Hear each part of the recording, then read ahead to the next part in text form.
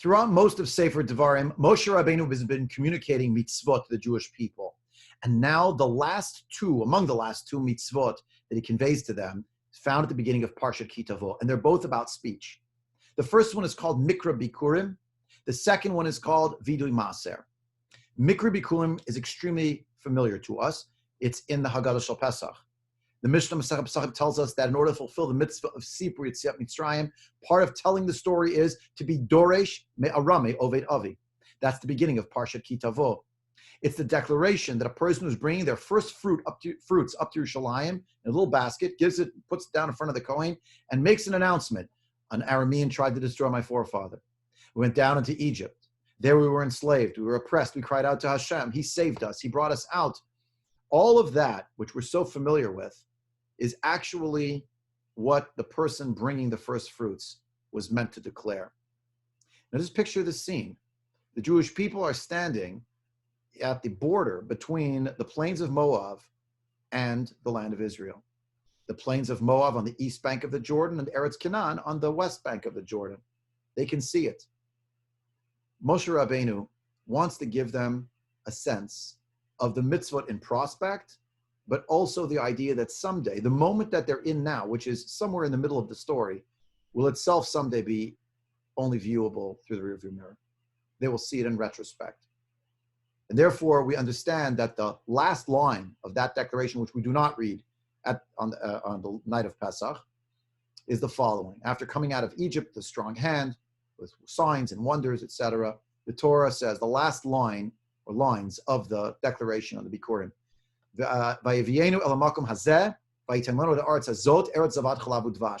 And he brought us to this place, and he gave us this land, a land flowing of milk and honey. And now, behold, I have brought the first of my fruits, which you, Hashem, have given me. He puts the basket down in front of Hashem, and then he bows down. That's the story of the Mikra Bikurim. Moshe Rabbeinu is telling Jewish people, have some perspective. What you see only in prospect, do you realize someday will be in retrospect? It's true. You're standing here, you have not yet gone into the land, let alone conquered it, let alone set up houses and farms, let alone that you even have first fruits. But know this, someday there will be a story told. And the end of the story hasn't yet happened yet. So figure out how you're going to keep perspective until that time. I take great solace in this. You remember what it was like before Pesach? Darkened skies outside, cold and chilly, and we were very unsure. What would Pesach be like? It would be so different. It was hard, but we got through it. We made it. If you're listening to this video, you made it. We're here. And to think about the idea that now, once again, we see something coming in prospect, the Yamim Noraim.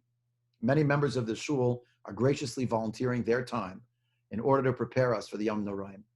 We have Kenai Nahara, many minyanim indoors and many minyanim outdoors. We know that there are many members of the shul who will not feel comfortable coming to anything. We hope, God willing, we're going to have Tekiyat Shofar for you and various gathering points throughout the morning. And for people who can't get out of their house, to make sure that someone can come to the door, at least to stand outside, to blow the shofar, and Mekayim the mitzvah. But here's the thing. When you realize that right now what seems like it's in prospect is someday going to be in retrospect, you realize we're all going to be part of the story. So what do we want to make of the rest of the story? The Chidah, Rabbi Chaim Yosef David Azulai, was a great rabbi who made a life's work of traveling the globe in order to create a travel log about each Jewish community he visited, charting their various minhagim and how the community was structured. When he got to Italy, he was quarantined for 40 days because of a plague. So he wrote a sefer. I mean, he didn't want to waste his time. Now, you and I may not be on the level to be writing a sefer in a time period when we're home, or when we were home more so in the early months of COVID. But it is a good time to think, well, how are we doing? Are we helping each other? Are we actually improving our relationship with the Kadosh Baruch Hu? I heard from many members at the beginning of COVID, this crisis, about how their tefillah was so enhanced, how they felt so dependent on the Kadosh Baruch Hu. How are we doing now? We're going to the Yom Noraim, and we know, the Jewish people know, how much hangs in the balance in the time period of Rosh Hashanah through Yom Kippurim. We're going to make the most of it. It will be different than any other year past. Hopefully different than any other year in the future as well. The first declaration is Mikra Bikurim. It's about a sense of thanksgiving and a sense of perspective. The second declaration is vidui maser. And here the declaration is, Master of the universe, I fulfilled all of the mitzvot of tithing that I had to fulfill. And I'm just letting you know, asiti kechol asher tzivitani, as the Torah says. I did everything that you commanded me. And then a request. Hashkifim mim'on kodshecha. Look down from your holy abode, mina shamayim, from heaven. Uvarech et amcha et Israel. Bless the nation Israel and bless the land. Be'er ha'adama asher natata lanu, which you've given to us. Kasher nishbata laboteinu la'eretz zavar chalad v'dvash, as you promised to our forefathers, a land flowing with milk and honey. The second declaration is, at the exact moment that I feel that I've fulfilled the mitzvot, I've given away what I had to give away, as opposed to a mikra bikurim where I received and then I expressed thanks for it. Now I've given away what I had to. Instead of merely patting myself on the back, I'm using the opportunity to petition Hashem, to ask him about something in prospect, to appreciate that the moment I'm in now is all but a launching pad for the next phase. This is the idea of Rav Amnon Bazak in his beautiful sefer that I was zocher to get, speaking of fruits of the land, Nikudat P'ticha, which I was able to acquire a little piece of Eretz Yisrael the last time I was in Eretz Yisrael. And indeed, this is what he describes, that a society and an individual, I would say, who sees development should appreciate that at the very moment that they receive the first gift, they say thank you to Hashem. I would add, they get a sense of perspective also as they're hearing about this mitzvah in prospect. But further, the idea that even after the accomplishment of various mitzvot, an individual has to look forward and use the opportunity of accomplishment to also petition HaKadosh Baruch Hu for an as yet unwritten and entirely uncertain future.